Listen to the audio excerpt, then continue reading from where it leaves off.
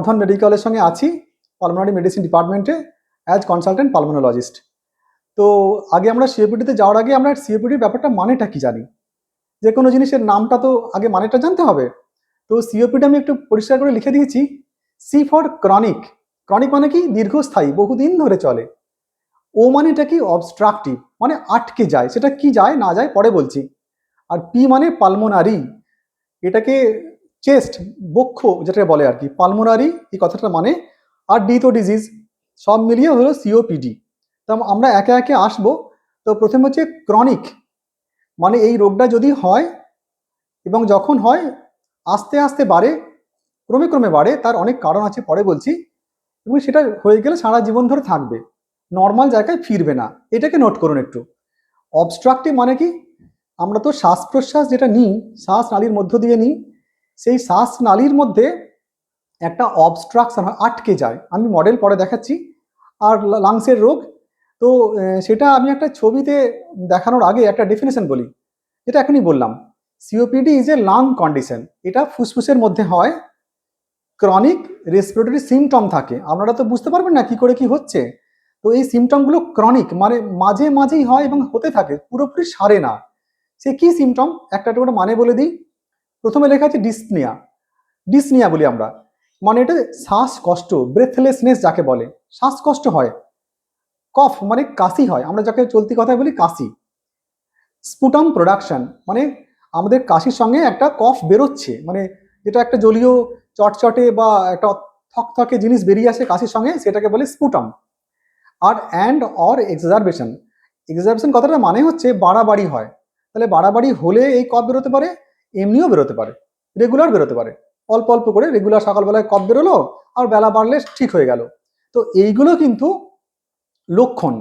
তো এগুলো তো কমন লক্ষণ। তো মানুষজন কি করে, এটা ন্যাচারালি বুঝতে পারে না, কেন এগুলো তো প্রায়ই হয়, অনেকেরই হতে পারে। তো ওই জন্য ইগনোর করে। তো আমরা কিন্তু আজকে ইগনোর যাতে আমরা না করি, এর গুরুত্বটা যেন বুঝতে পারি, সেই জন্যই তো আজকে আলোচনাতে বসেছি। এবার কি বললাম, তারপরে কি লেখা আছে? অ্যাবনর্মালিটিস অফ দ্য এয়ারওয়েজ, যেটা আমি প্রথমেই বলছিলাম, শ্বাস নালীর মধ্যে এই সমস্যা, লাংসের মধ্যে শ্বাস নালীর মধ্যে সমস্যা, আর এই সিমটমগুলো হয়। আর কি লেখা আছে? Persistent air flow limitation. তার মানে কি, আমি বলেছিলাম যে যদি একবার শুরু হয় এটা দীর্ঘস্থায়ী থেকে যায়। আর প্রোগ্রেসিভ, ক্রমে ক্রমে ক্রমে বাড়ে। আর এয়ার ফ্লো অবস্ট্রাকশন, বাতাসটা ঠিকমতো ফ্লো হতে পারে না বিকজ অফ অবস্ট্রাকশন। একটা ছবি দেখাই, তারপর মডেল দেখাবো। দেখুন এই ছবিটার মধ্যে দেখতে পাচ্ছেন যে আমি যেখানটা আমি ইন্ডিকেট করছি, এটা হচ্ছে একটা হেলদি এয়ারওয়ে। আর উল্টো দিকে দেখুন, মানে আরেকটা দিয়ে দেখাচ্ছি, ওটা হচ্ছে ক্রনিক ব্রঙ্কাইটিস, মানে এই যে ব্রঙ্কাস, যার মধ্য দিয়ে শ্বাস প্রশ্বাস যাতায়াত করে, সেখানে ইনফ্লামেশন হয়, প্রদাহ হয় এবং দীর্ঘস্থায়ী বিভিন্ন কারণে হয়, পরে পরে বলবো। তো কি হয়, শ্বাসনালী ন্যারো হয়ে যায়। আর এই হলুদ মতো যেটা দেখছেন, এটা কিন্তু কফ, যেটা বলছিলাম বেরোয়। ইনফেকশন হলে বেশি হতে পারে, বাট এমনিও বেরোতে পারে। তাহলে আপনি দেখুন বাঁ দিকেতে যে ক্যালিবারটা, যে ডায়ামিটারটা দেখছেন, আর এটাই কিন্তু ডান দিকে আপনারা দেখতে পাচ্ছেন স্ক্রিনেতে, যে সেটা কত ন্যারো হয়ে গেছে। আর একটা কি দেখানো হচ্ছে, যে আমাদের শ্বাসনালীর মধ্যে যে যেখানে আমাদের গ্যাস এক্সচেঞ্জটা হয়, সেটাকে বলে অ্যালভিওলাস। আর এদের এগুলো সেপ্টাম বলে, কিন্তু এই রোগের কারণে এগুলো কি হয়, ব্রেকডাউন হয়ে গিয়ে একটা মানে ফুলে যায়, দিয়ে একদম একটার সঙ্গে একটা জুড়ে যায়, দিয়ে একটা খুব দুর্বল একটা বিষয় হয়ে ওঠে, যেটা যে কোনো সময় কোনো একটা জোরে কাশিতে এখানে ওখানে এটা কিন্তু ফেটে যেতে পারে। এবং তার জন্য দেখবেন অনেকেরই লাংস থেকে বলে না, হাওয়া বেরিয়ে গিয়ে লাংস কোল্যাপস হয়ে গেছে, এমার্জেন্সি অ্যারাইজ করেছে, ভর্তি হয়েছে, আমাদের ডাক্তারি ভাষায় বলে বলে নিউমোথোরাক্স। তো এইগুলো দেখে রাখলেন, বাঁ দিকটা দেখলেন, আবার ডান দিকটাও দেখলেন। তো এগুলো কিন্তু বিপদ। আবার একটা ছবি দিয়েছি, যে আরেকটা ছবি আর কি, যে আমাদের বাঁ দিকের লাংসের ছবিটা দেখুন, এখানে এর মধ্যে সিলিয়া থাকে, রেসপিরেটরি সিলিয়া থাকে, এগুলোও কিন্তু সিওপিডিতে আস্তে আস্তে নষ্ট হয়ে যায়। সিলিয়ার কাজটা কি না, আমাদের যেমন ঝাঁটার মতো, বাড়িতে যেমন ধুলোগুলো দিয়ে আমরা ঝাঁটা দিয়ে দিয়ে পরিষ্কার করে বাইরে বের করে দিই, তো আমাদের লাংসের মধ্যেও তো দিনে গড়ে প্রায় 11 থেকে 12 হাজার লিটার বাতাস মানে প্রবেশ করে। তো তার মধ্যে দিয়ে কত কি নোংরা জিনিসও চলে আসে, সেটাকে পরিষ্কার করার জন্য আমাদের কিন্তু এই ঝিল্লি বা সিলিয়া কিন্তু থাকে, এবং এটা কিন্তু আস্তে আস্তে ড্যামেজ হয়ে যায় এই মানে বিভিন্ন কারণে। তার মধ্যে ধূমপান একটা অন্যতম কারণ অবশ্যই। তো সেই জন্য আর কি সিলিয়াটা বলছে এখানে নষ্ট হয়। এবং এদিকে একটা দেখুন ক্যালিবার, যেটা একটু আগে দেখালাম, আর একটা ছবির মধ্যে দিয়ে দেখানো হয়েছে। এবার একটা বলি, যখন এই রোগে দেখুন মানুষ আস্তে আস্তে আস্তে প্রথমে তো বুঝতে পারে না, যখন এই রোগটা হয় না, তখন দেখুন এরম চেহারার রোগ মানুষকে কিন্তু আমরা চারপাশে অবশ্যই দেখতে পান। আমার বিশ্বাস। তো এরকম একটা চেহারা, আপনার এই সুন্দর চেহারা যদি কেউ ধূমপান করে বা এই রোগে আক্রান্ত হন, এবং শেষমেশ এরকম নাকে একটা অক্সিজেন, হাতে একটা মানে পালস অক্সিমিটার, এরকম একটা হসপিটালের ইয়েতে বসে থাকা বা বাড়িতেই বালিশ নিয়ে ক্রমাগত আটকে থাকা, এটা আমাদের পক্ষে কত পেনফুল হতে পারে। যেমন এরকম নার্সিং স্টাফ বা ডক্টর এরা হেল্প করছেন, মাস্ক পরে বসে আছে, ঠেস দিয়ে উঠতে পারে না। অনেকে আবার সামনে থেকে চাপ দিয়ে মানে সারা রাত্রি জেগে থাকে। এরকম ঘটনা কিন্তু আমরা নিশ্চয়ই দেখতে পান, এবং এটা যে শুধু ওদের হয়েছে আমাদের হবে না, এই ভুল কিন্তু যেন আমরা না করি। তাই জন্য আমাদের যা যা করণীয় সচেতনভাবে আমরা করব, যাতে করে এই রোগে আমরা আক্রান্ত না হই, বা যদি কেউ হয়ে যান তাহলে যেন ট্রিটমেন্টের মাধ্যমে যেন আমরা কি করি, যেন আমরা মানে ট্রিটমেন্টটা নিতে পারি এবং ভালোভাবে বাঁচতে পারি। ওকে, তো আমি একটা কথা লিখেছি, দেখুন যারা এই ছবিটা দেখতে পাচ্ছেন, যে ডান দিকে যাকে দেখছেন আর কি, একজন ভদ্রলোক, তার মুখটা ঢাকা আছে, তিনি একটা হাতে সিগারেট নিয়ে ধূমপান করে ধোঁয়াটাকে ছাড়ছেন, এবং ওই সময় কিন্তু তার একটা রাজকীয় রাজকীয় ফিলিং হয়, দারুণ লাগে, এক্সেলেন্ট। অনেক সিনেমাতেও দেখবেন হিরো এরা এরকম করতেন। এখন অবশ্য মানে যখনই ধূমপান বা কোনো অ্যালকোহল নেয় তখন একটা লেখা উঠে যায়, তো ভালো কথা, কিন্তু তখন কিন্তু একটা রাজকীয় ফিলিং হয়। তাই জন্য আমি ওটা লিখেছি যে স্মোকিং, কিংটা লালভাবে লিখেছি, স্মোকিং মানে যেন রাজার মতো কি ব্যাডলি কিলস। রাজারা তো যুদ্ধ বিগ্রহ করে কত লোককে হত্যা করে সব জানেন, শাস্তি টাস্তি দেয় আর কি। তো আমি ওটাকেই বোঝানোর চেষ্টা করেছি, এই ধূমপান হাতেতে কি সুন্দর একটা সেন্সেশন হয়। যদি কেউ একবার ধূমপানের পাল্লায় পড়ে তাহলে নিজেকে রাজকীয় মনে হয় ঠিকই, এবং ও নিজে নিজে নিজের লাংসকে হত্যা করে। ওই যে ধোঁয়াগুলো যাচ্ছে কি সুন্দর সুন্দর দেখতে লাগছে, ওইটা কিন্তু ওই থেকে কিন্তু দূরে থাকতে হবে। আমি জানি না এখানে কতজন আমাকে শুনছেন, কতজন স্মোকার আছেন, আমি জানি না। যেহেতু আমি নিজে স্মোক করি না, তাই একটা মানে আমি কি বলবো, একটা নৈতিক জায়গা থেকে বলছি, smoking badly kills, so don't kill your self. নিজের সুন্দর লাংস, এমনিতেই বাতাসে অনেক কিছু প্রবলেম আছে চারিদিকে, সেগুলো বলবো একে একে। লাংস ধূমপান না করলেও ক্ষতি হতে পারে। এখন নন স্মোকিং সিওপিডি একটা big issue in India and all over the globe also. তো তার মধ্যে আবার লাংসটাকে আমি নিচে থেকে কেন নষ্ট করব, সেই জন্যই এই কথা লিখেছি। এবার হচ্ছে এয়ার পলিউশন, বাতাস দূষণ। কি কি কারণে হয় আমাকে বোধহয় বলতেও হবে না, আপনারা জানেন। নতুন করে বলছেন তবু একটু দেখাবো তো একটা ছবি, যে বাতাস দূষণ একটা বিশাল ইস্যু। কেন বলুন তো? ওই যে বললাম 11 থেকে 12 হাজার লিটার বাতাস একটা অ্যাডাল্ট মানুষের শরীরে প্রতিদিন ঢোকে, তাহলে তার মধ্যে সিংহভাগ বাতাস কিন্তু দূষিত। কি করে বুঝবেন? আমরা দিল্লি দূষণ নিয়ে অনেক চিন্তিত, অবশ্যই। ভারতবর্ষের মধ্যে ভারতবর্ষের পজিশনটা বলছি, বিশ্বের প্রায় 30টা সিটির মধ্যে, মোস্টলি পলিউটেড সিটির মধ্যে ভারতবর্ষে আছে 22 থেকে 23টা। এবং আমরা যে বর্ধমান থেকে এই প্রোগ্রামটা অর্গানাইজ করছি, বর্ধমান কিন্তু খুব একটা পিছিয়ে নেই। এর নামটা হয়তো আন্তর্জাতিকভাবে এখনো যায়নি হয়তো বা, কিন্তু আমি বলছি, এবং আমার কাছে মেশিন আছে, আপনাদেরকে পরে দেখিয়ে দিতে পারি, যে এখানে air quality index is very very poor. বিভিন্ন কারণ আছে তার মধ্যে, রাইস মিল হতে পারে, গাড়ি হতে পারে ঠিকমতো সার্ভিসিং করে না, তার মধ্যে ধরুন গাছ কাটা হতে পারে, কনস্ট্রাকশন হচ্ছে, অনেক কিছু হতে পারে। সেই জন্য এয়ার কোয়ালিটি ইন্ডেক্স, যেটা নর্মাল ব্রিদেবল এয়ার হচ্ছে 50-এর নিচে থাকতে হয়, কিন্তু বর্ধমানে আমি নিজে বিভিন্ন জায়গায় ঘুরে ঘুরে দেখেছি 300, 350, ইভেন আমার ক্লিনিকে কখনো কখনো তার থেকেও বেশি, প্রায় 400-র কাছাকাছি হ্যাজার্ডাস বাতাস কিন্তু আমরা ইনহেল করছি। আর আমরা ভাবছি যে বর্ধমান তো একটা রুরাল টাউন, কোনো ব্যাপার নেই। আবার কেউ কেউ বলেন যে আমি তো গ্রামে থাকি, কিন্তু গ্রামের বাতাসও কিন্তু খুব সুবিধার নেই। কেন বলুন তো? গ্রামে গাছের চাষের পরে গাছের গোড়াগুলো পুড়িয়ে দেয়, তারপরে ওখানে গোয়ালেতে ধোঁয়া দেয়, ধুনো দেয়, তারপর ধরুন কাঠের জালে রান্না করে, এরম তো থাকেই। আর সব থেকে যেটা বিপজ্জনক বর্তমান সময় দেখতে পাই, যে ওই যে ভ্যান গাড়িগুলো 3 চাকা দিয়ে ধোঁয়া ছাড়তে ছাড়তে, ডিজেল ভ্যান বা তার সঙ্গে কি তেল মিশায় জানি না, রাস্তা রাস্তায় আওয়াজ এবং ধোঁয়া দুটোই করতে করতে যাচ্ছে, তারা কিন্তু আমাদের লাংসটাকে, নিজের লাংসকেও ক্ষতি করছে আর আমাদেরও আছে। আর বাসগুলো যখন যায় ধোঁয়া ছেড়ে, পলিউশন কি করে ভগবানই জানেন, কিন্তু আমি চিকিৎসক হিসেবে বলবো ভীষণ কষ্ট লাগে। আর কি, দেখবেন অনেক দোকানে, চপের দোকান, আয়রনের দোকান, হ্যাঁ, এগুলো কিন্তু আপনারা দেখবেন সেখানে কিন্তু রীতিমতো আমাদের হচ্ছে যে এরকম ধোঁয়াগুলো দেখতে পাই। আমরা বলি, কিন্তু বলে কি হবে, সামাজিক সচেতনতা যদি না হয়, প্রশাসনিক সচেতনতা যদি না হয়, তাহলে আমি আপনি বলে কি হবে। কিন্তু আজকে কিন্তু আমরা বসেছি একে অপরকে সচেতন করব, সচেতনতার বার্তা সকলের মধ্যে ছড়িয়ে দেব। কিন্তু কেন বলুন তো? বাঁচতে গেলে কি লাগে? 3টে জিনিস তো লাগে। একটা হচ্ছে বাতাস, যেটা অক্সিজেন, যেটা 3 মিনিট না নিলে আমরা বেঁচে থাকবো না। আর একটা লাগে জল, আর একটা লাগে খাবার।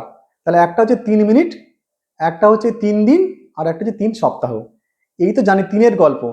তাহলে আমরা কিন্তু দেখুন জলদূষণ, জল অপচয় এ নিয়ে কোনোদিন বলা যেতে পারে, আপনারাও জানেন সবাই, সেটা তো আছেই, সেটাও খুব খারাপ অবস্থা। আর আমাদের খাবারে তো, আমাদের খাবারে যে কি মাত্রায় দূষণ, কি পরিমাণ কেমিক্যাল মেশানো থাকছে, সেটা তো আমাদের বর্ধমানবাসী কেন সর্বত্রই সবাই জানি, সেটা তো আজকের আলোচনার বিষয় নয়। তাহলে আমরা মূলত বাতাস নিয়ে একটু ভাবছি, তো এয়ার পলিউশন করবেন না, আস্তে আস্তে মাইন্ডসেট চেঞ্জ করে যদি একটু কমানো যায়, তাহলে একটু ভালো বাতাস গ্রহণ করে বেঁচে থাকবেন, প্রাণবায়ু ভালো পাবেন। এই জন্যই এই কথাটা আজকে আমরা বললাম। এবার এই ছবিগুলো চেনাশোনা লাগছে নিশ্চয়ই, এতক্ষণ যেগুলো বলছিলাম। একটু ছবি না বললে আপনারা কিছুতেই বিশ্বাস করবেন না, ছবি দেখা যাক। বাঁদিকে দেখুন কেউ জঙ্গল পোড়াচ্ছে কি ঘাস পোড়াচ্ছে, পোড়াবেন না, ওটা পচেই যাক, পচে যাক, তাও ভালো, মাটিতে মিশে যাবে, কিন্তু যেই দেবেন ধোঁয়া ধোঁয়া হচ্ছে। আর কি হচ্ছে না, মাটির যে ভালো ভালো জীবাণুগুলো, বন্ধু জীবাণুগুলো মরে যাবে, উর্বরতা কমে যাবে। এই ধারণা কিন্তু অনেকটাই ভুল, আমরা কিন্তু সেটা মানি না, শুনি না। আর এই যে ভ্যানের কথা বলছিলাম, এই যে ভ্যানের ছবিটা দিলাম, আর গাড়ির কথা তো সবই জানি আমরা, কি সুন্দর করে ধোঁয়া ছাড়তে ছাড়তে যায়। এই যে জেসিপি মেশিন, এই যে একদম ভেঙে টেঙে একদম পুরো মানে সিমেন্টের গুঁড়ো, কংক্রিট পুরো ভাঙছে আর গড়ছে, এই বাতাসকে ততটাই দূষিত করছে। এবার দেখুন এরকম অনেক থাকে, আমরা মানে অনেকেই হয়তো আমরা মানে আমাদের ইলেকট্রিক চুল্লি বলুন, বা আমরা হয়তো অনেক সময় আমাদের যে এলপিজিতে করি ঠিকই, কিন্তু এখনো কিন্তু আমাদের অনেকেই মাইন্ডসেটও নেই। যার এলপিজি আছে সে রেখেছে গ্যাসটাকে বাঁচিয়ে রাখবে, তো ততদিনে কাঠ খড়া একটু করে নিই, পয়সা বাঁচবে, বাঁচবে না, লাঞ্চ চলে যাবে, তার থেকে বেশি টাকা চলে যাবে, তার থেকে বাবা চেঞ্জ করে ফেলুন। এই রাস্তা তৈরি করছে, পাইপলাইন তৈরি করছে, সবসময় এরকম একটা কাজ কিন্তু এই ছবিটা দেখাচ্ছি আর কি চলে। এটার ইন্ডাস্ট্রিয়াল পলিউশন।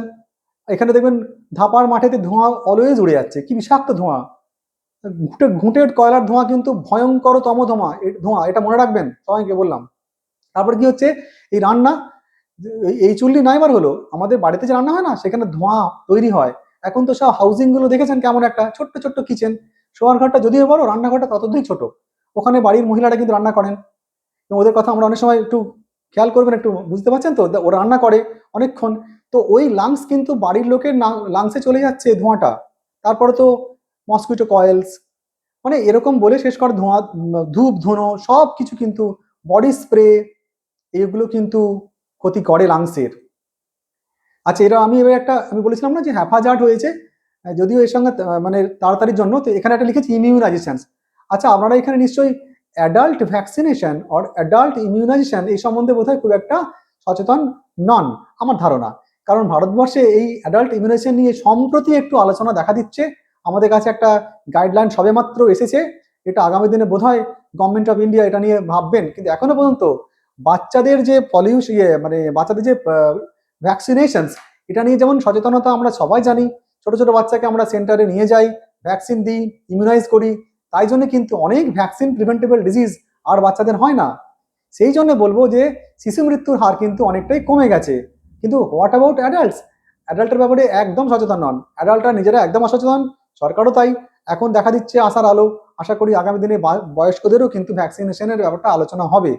এখন ভ্যাকসিন বললেই বল হ্যাঁ নিয়েছি কোভিড ভ্যাকসিন, আসলে কোভিড তো এলো 3-4 বছর, তার আগে তো অনেক ভ্যাকসিন আছে আমাদের দেশে, এখন নাই থাক। কিন্তু ব্যক্তিগত উদ্যোগে যতদিন না ভ্যাকসিন সরকারি পর্যায়ে আসছে, আপনারা কিন্তু নিজস্ব নিজস্ব ডাক্তারের কাছে যাবেন, যে অ্যাডাল্ট ভ্যাকসিনেশন নিয়ে নেবেন। Save your lungs with vaccination, তার মধ্যে মূলত 2-3টে উল্লেখ করব। একটা হচ্ছে ইনফ্লুয়েঞ্জা, যাকে বলে ফ্লু ভ্যাকসিন, আরেকটি হচ্ছে নিউমোনিয়া, এখন আরো কিছু ভ্যাকসিন আছে, এখন এই দুটোই নিন, পরে আরো জানতে পারবেন। তো ভ্যাকসিন কিন্তু লাগবে, এটা মনে রাখবেন যে বড়দেরও ভ্যাকসিন লাগে, ছোটদের লাগছে ওদের জন্য আলাদা, বড়দের জন্য স্পেশাল কিছু ভ্যাকসিন আছে, এতে কিন্তু লংজিভিটি, সাফারিংস, বাড়াবাড়ি সব আটকে যায়। এই সিওপিডিও বাড়াবাড়ি আটকাতে গেলে ভ্যাকসিনের দারুণ রোল আছে, এবং আমরা কিন্তু এটা অভিজ্ঞতা আমাদের আছে, ইন্টারন্যাশনাল ন্যাশনাল সমস্ত গাইডলাইনে কিন্তু ভ্যাকসিনের কথা বলা হয়। ওকে, এবার আমরা চলে আসি ইনহেলার্স। এই কথা যেই বলবো, অনেকের তখন কেমন একটা অনুভূতি হয়, যে এ বুঝি কি এলো ইনহেলার্স, এখন থেকে ইনহেলার্স, ছোট থেকে ইনহেলার্স, ইনহেলার নিলে তো সারা জীবন নিতে হবে। তখন আমি বলি, যদি তুমি নাও সারা জীবন বেঁচে থাকবে, যদি না নাও তাহলে জীবনের আগেই জীবন শেষ হয়ে যাবে। তবে একটা ব্যাপার আছে, কোন ইনহেলার্স কাকে দেব, কে দেবেন, কিভাবে নিতে হবে, অনেক ব্যাপার আছে। তার জন্য চিকিৎসকের যেতে হবে, ভালো করে বুঝতে হবে, শিখতে হবে। আমি একটা ছবি দেবো ভেবেছিলাম, মুখে বলে দিই। একটা গাড়ি কিনেছেন আপনি, স্কুটার কি মোটরসাইকেল মানে বা যা কিছু একটা, তো চালাতে জানেন না, তাহলে আপনার গাড়ি বাইরে থেকে বেরোবে? তেমনি ইনহেলার কিন্তু লিখেছে ডাক্তারবাবু, কিনেওছেন আপনি গাড়িটা, কিন্তু চালাতে শেখেননি। তো যেখানে যাওয়ার কথা সেখানে যাবে না, আপনার ওই ধোঁয়াগুলো বেরিয়ে যাবে, এই যে একটা ছবি দিয়েছেন ধোঁয়া বেরিয়ে যাচ্ছে এরকম বেরিয়ে যাবে, এবং বেরিয়ে গেলে লাংসে তো যাবে না। তবে একটা কথা বলে দিই, ইনহেলার্স কিন্তু বন্ধু ওষুধ। আজকে আবার একবার বলছি, ইনহেলার্স বন্ধু ওষুধ, ফ্রেন্ডলি মেডিসিন। কারণ ও বিপদে আপনাকে রক্ষা করবে, ভালো দিনেও থাকবে, বিপদের দিনেও থাকবে। আর বন্ধু কাকে বলে? যে friend indeed, a friend indeed, যে দরকারে পাশে থাকবে সেই তো বন্ধু। এই কিন্তু আমি এই কথাটা আগে বলছি, বন্ধু ওষুধ, এটা মাথায় রাখবেন। ইনহেলার সম্বন্ধে আতঙ্কিত হবেন না, ভুল বুঝবেন না। এবারে হচ্ছে কি, যে ইনহেলারটা নেওয়ার পদ্ধতি জানতে হবে। এবার হয় এটা কি, অনেকে জানে না, এই জন্য পুরোপুরি কাজ হয় না। আজকে সময় জানি না কতটা হবে, তবু চেষ্টা করবো একটুখানি যে সবটা একটু বলা যায় কিনা। তবুও বলছি, যদি বলা নাও যায় কোনোদিন আমি বলবো আবারও সুযোগ পেলে। প্রথমত হচ্ছে যে এইরকম যে ইনহেলার দেখানো হয়েছে, যেটা আমরা ইনহেলার বলতে যেটা বুঝি, সেটা হচ্ছে সরাসরি মুখে লাগিয়ে কিন্তু নেওয়া যাবে না। এটা নিতে গেলে এরকম একটা স্পেশাল যন্ত্র, এর একটা ছবি দিয়েছি, বাট এরকম আরো আছে, সেরকম যন্ত্রের সাহায্য নিয়ে নিতে হয়। যেমন চাবি এবং তালা, এই দুটো মিলিয়ে কিন্তু আপনি খোলা বা বন্ধ দুটোই কিন্তু, দুটোরই সাহায্য লাগবে। সিমিলারলি আপনি শুধু অনেকে দেখবেন এইটা কিনেছে মুখে লাগিয়ে স্প্রে করে নিচ্ছে, তাতে কিন্তু হবে না। এটার সাথে এটাকে নিতে হবে, কারণ এই যে গতিটা দেখছেন এই বেরিয়েছে, এর গতি কিন্তু ঘন্টায় 130 থেকে 150 কিলোমিটার প্রতি, মানে ঘন্টায় আর কি, কিলোমিটার। তাহলে এত গতিতে একজন মানুষ কিন্তু নিতে পারবেন না। এটার, এই স্পেশাল যন্ত্রের কাজ হচ্ছে যে গতিটাকে কমানো। এটা এক ধরনের ইনহেলার, আমরা ইনহেলার বলতে এটাকে বুঝি। এক্সট্রিম রাইট সাইডে যেটা আছে, এটা এর ভেতরে ক্যাপসুল আছে। এটা হয়তো বুঝতে পারছেন না, এর একটা মেশিন লুপি হেলার নামে দিয়েছে, বা আরো অনেক নামে আছে। এই ক্যাপসুলও কিন্তু এরকম একটা যন্ত্রের সাহায্যে নিতে হয়, সেটাও কিন্তু একটা ইনহেলার। তাহলে ইনহেলার কত রকমের হলো? এটা হচ্ছে মিটার ডোজ ইনহেলার, ধোঁয়ার মতো বেরোয়। এটা হচ্ছে ক্যাপসুল ইনহেলার, অনেকে রোটা হেলার বলে, বিভিন্ন নামে পাওয়া যায়। তার মধ্যে কিন্তু ওষুধটা গুঁড়ো ফর্মে, পাউডার ফর্মে থাকে। এটা একটা, আর মাঝে একটা দেওয়া আছে, এটা বলে ব্রেথ অ্যাকচুয়েটেড ডিভাইস, মানে টানলে বেরিয়ে আসে, যেমন সিগারেট টানলে বেরিয়ে আসে। তো এরকম বিজ্ঞানীরা আবিষ্কার করেছেন যে যদি টানলে বেরিয়ে আসে তাহলে নেওয়াটা ইজি হবে। তো তারই একটা মডার্ন ভার্সন হচ্ছে, এটাকে বলে সিনক্রো ব্রিথ, বা এটাকে বলে ব্রেথ অ্যাকচুয়েটেড ইনহেলার। যাই হোক, আমি এগুলো বললাম, এগুলো ডিটেলসে হয়তো বলার সুযোগ সময় হবে না। তবু জেনে রাখুন, ইনহেলার ভালো করে সঠিকভাবে নিলে, এবং তারপরে কিছু পদ্ধতি আছে, যেমন মুখটাকে ধুতে হয়, নেওয়ার সঙ্গে সঙ্গে নেওয়া হয়ে গেল, মুখ ধুয়ে নিলেন। এই টেকনিকটা এত ডিটেলসে বলা যাবে না, বাট এইটুকু জেনে রাখুন আজকে। এবারে যে টেকনিক নিয়ে বললাম, টেকনিকটা আমি পরে সুযোগ পেলে দেখাবো। তার আগে আচ্ছা একটু দেখি আছে। হ্যাঁ, এটা কস্টলি ডিজিজ। এই রোগটা এত ব্যয়বহুল, মানে প্রায় 2011-12 সালে যে ভারতের যে অ্যানুয়াল হেলথ বাজেট, দেশের যে হেলথ বাজেট ছিল, প্রায় তার 3 থেকে 4 গুণ খরচ হয়েছিল এই সিওপিডি রোগটাকে ম্যানেজ করতে। তাহলে হাউ কস্টলি ইট ইজ। এবং দেখবেন প্রত্যেকটা এমার্জেন্সি ইনডোরে বা ওয়ার্ডে যেগুলো ভর্তি হচ্ছে, সেইগুলো কিন্তু মোটামুটি 50%-এর বেশি কিন্তু এই শ্বাসকষ্টের রোগী। এবং সেখানে কিন্তু একবার যদি অ্যাডমিশন হয়, তাহলে কিন্তু অনেক অনেক টাকা চলে যায়। এবং একবার হয়েছে বলে আর হবে না এমন তো নয়, তাহলে বারে বারে যখন হবে এবং দীর্ঘদিন ধরে কষ্ট পেয়ে বেঁচে থাকবে, এবং তারপরে লাস্টের দিকে খুব কষ্ট পেয়ে মারা যাবেন সেই পেশেন্টরা, তার ফলে প্রচুর অর্থ অপচয় হয়, এবং আমাদের একটা পরিবার আর্থিকভাবে পুরো বিপর্যস্ত হয়ে যেতে পারে, এবং পুরো ফ্যামিলি মানে ডিস্টার্ব হয়ে যায় এই একটা রোগের জন্যই। সেই জন্য কিন্তু খুব সতর্ক থাকবেন। It's a very very costly disease. আর আপনি এটাকে কিন্তু আটকাতে পারেন অনেক আগে থেকে।